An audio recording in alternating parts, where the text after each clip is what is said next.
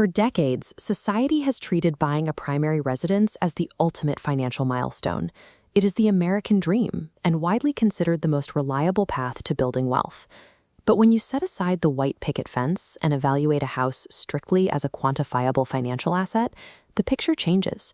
Stripped of its emotional value, a home often struggles to keep pace with the growth of traditional investments like broad market index funds. In many cases, the equity you build in a home behaves less like a high-yield investment and more like a mechanism to set money aside for the future. To find the actual value of homeownership, we need to look past the conventional wisdom and examine 3 specific areas where the mathematics of owning a home often collide with reality. The most common argument for buying is that a renter is flushing money away, while a homeowner is building a future. This overlooks a practical reality of monthly housing costs. A rent check is the absolute maximum you will pay to stay in your home each month. A mortgage payment is the bare minimum. Owners face a list of phantom costs that never build equity. Property taxes function as a permanent subscription fee to live on your own land, and homeowners insurance is a necessary but unrecoverable expense. On top of that, you have to keep the structure from deteriorating. Most experts suggest budgeting 1 to 2% of the home's value every year for maintenance. Spending money on a new water heater or a roof doesn't increase the value of the investment. It only maintains the baseline. Whether you rent or own, housing always involves these sunk costs. The owner simply pays them to the tax office and the repairman instead of a landlord. We often hear about the person who bought a home for $100,000 in the 90s and sold it for $500,000 today. Those numbers sound impressive until you account for the passage of time. When adjusted for inflation, historical U.S. residential real estate returns have averaged only 1 to 2% per year. Over that same 30-year window, the S&P 500 has historically delivered an average return of 7 to 8% after inflation.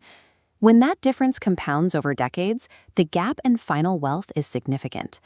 Standard 30-year mortgages are also front-loaded with interest. This chart shows that during the first decade of the loan, the vast majority of your monthly payment goes toward the bank's profit, leaving only a small fraction to pay down the actual principal. Because the average American moves every 5 to 7 years, most homeowners sell before they ever reach the point where they are building substantial equity. The combination of low inflation-adjusted growth and a heavy interest burden in the early years makes the home a less efficient wealth builder than the market. This leads to the assumption that a home is a safe and smart place to keep the majority of your savings. Putting 20% down on a $500,000 house locks $100,000 into a single asset. That money could otherwise be compounding in a diversified index fund, where it remains accessible and grows with the global economy. Real estate is also expensive to buy and sell. Closing costs, inspections, and loan fees typically cost 2 to 5% of the purchase price before you even move in. When you decide to leave, commissions and transfer taxes often take another 5 to 6% of the total sale price. Finally, there is the risk of zero diversification. You are betting a massive portion of your net worth on one specific neighborhood and its local job market. A primary residence is a highly concentrated, illiquid asset.